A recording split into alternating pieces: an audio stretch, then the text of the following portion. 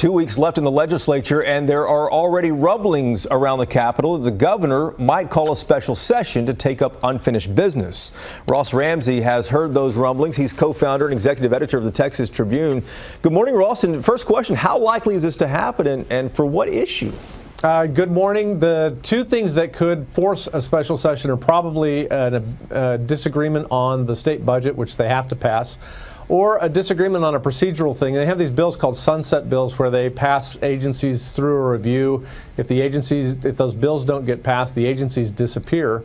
And then they have a safety net bill that's supposed to catch the ones that would otherwise disappear. The House failed to pass a safety net bill this week, so if they don't get to a sunset review on TxDOT or some of the other big agencies, they could come back for that. And let's talk about the House as well for a moment. It passed a major bill deadline last week. What happens to big issues like school vouchers and the bathroom bill that we've heard so much about for months?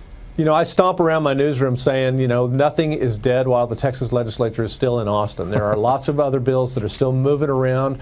The Senate bills are out there. And if you've got a dead House bill, you look at it, you look at a Senate bill, you try to find similarities, and you try to throw it in as an amendment. You're going to see a lot of zombies pop up in the next 2 weeks. Finally, I want you to touch on an odd story down there in Austin. The Inspector General for the state's Health and Human Services Commission, he just quit after reporters discovered he was doing some business on the side for the government of Iraq. Tell us about this. Well, Stuart Bowen is the guy we're talking about, and he actually had some Iraq duty before he was at the Office of Inspector General for the state of Texas at the Health and Human Services Commission. It found out that he was doing some work on the side for a law firm that has business with the government of Iraq.